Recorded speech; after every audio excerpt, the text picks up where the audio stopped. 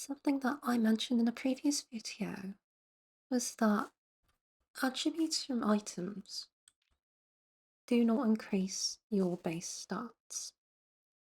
And by attributes, I mean these over here: the ability, strength, fighting, speed, energy, and intelligence. If I look over here in my start sheet, I currently have 8,979 critical damage. And if I go ahead and swap out something that adds no intelligence and something that does, you can see this is still 8,979 and 262%. Even though over here, the stat sheet says I should be getting more critical damage. 660, 480, and this number is not changing. So basically right now, I want you to remember a few numbers. This is 47.8 and 3545. This is 262 and 8979. Well, let's just go ahead and try swapping out a bunch of kit here. Just shake things up, try something new. Maybe I want to use all of these uniques. And, where else do you go ahead and try out something new than going to the training room? You know what, actually, it doesn't really make any sense to just use those sorts of items now, does it? So, yeah, I think I'm just going to go ahead and switch back to everything I was using. Now, if you were paying attention, I can even refresh my window. These numbers are not what they just were, even though I've just switched back to everything I have equipped. This is now 10,119, 276%. This is now 3,954 and 50.2%.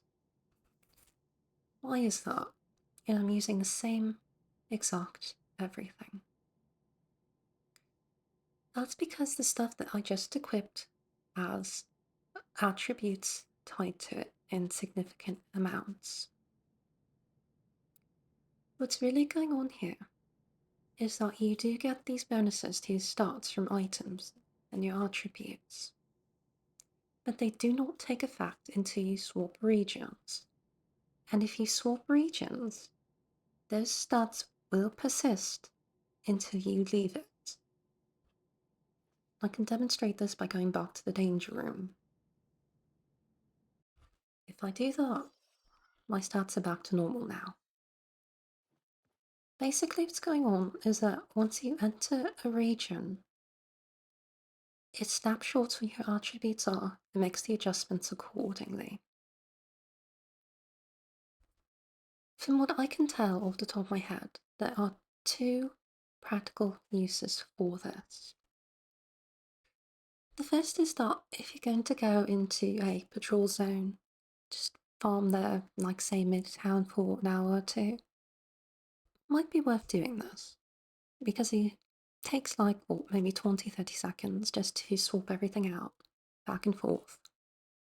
And it's going to result in just more DPS for you. Though that's probably not practical to do for like a terminal or something short like that. The other use for this, and it's the more lazy use, is on your catalyst right here. The highest damage ones are going to be your damage type, and either +3 intelligence or +3 fighting.